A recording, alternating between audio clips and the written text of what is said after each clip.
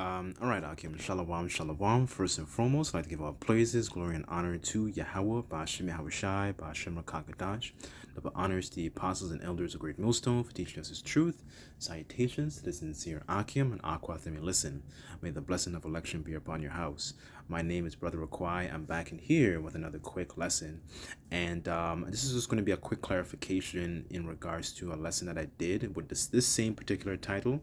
What I want to do is I want to link the lesson in the description of this recording. I'm going to upload in a second, and because I referenced for example in Ezekiel 37 and 7 to 8, where it talks about the bone, and there was a noise, but they were coming together, essentially the tribes, and they were essentially they didn't have the full breath in them because they weren't calling themselves Israelites.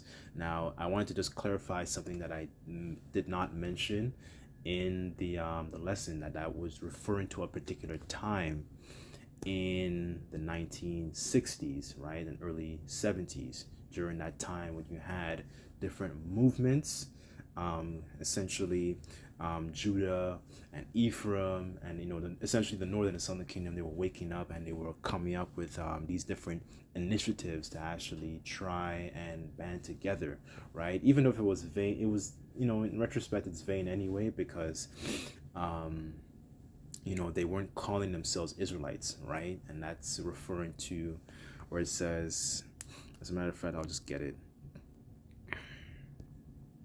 where it says in Ezekiel 37 and 8,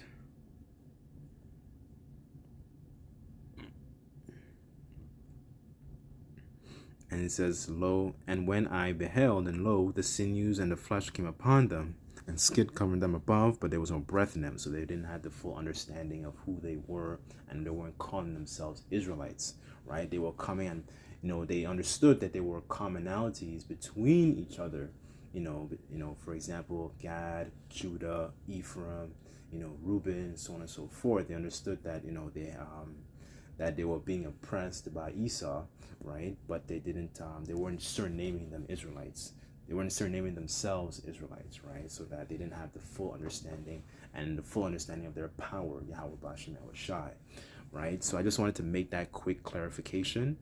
But if I, because I didn't mention it in my last, in my earlier lessons, so just wanted to make that clear, right? So let me just get a quick precept.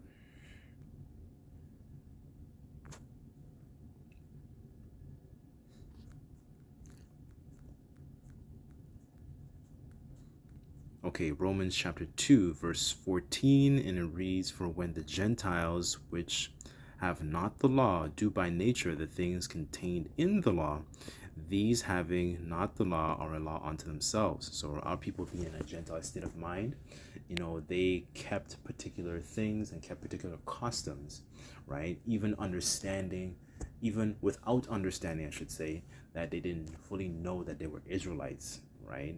By bloodline, right? They were calling themselves the different nationalities where they were scattered, right? But our people, even to this day, our people still do particular things in their spirit because they are Israelites, right?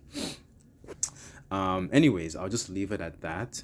But I just wanted to make that quick clarification for the lesson. But hopefully Yahweh said the lesson was edifying. I'll just close up by saying all praises to Yahweh, Ba'ashem Yahushai, Ba'ashem Rakakadash. Double honors to the apostles and elders of Great Millstone for teaching us his truth. The next time I say Shalawam.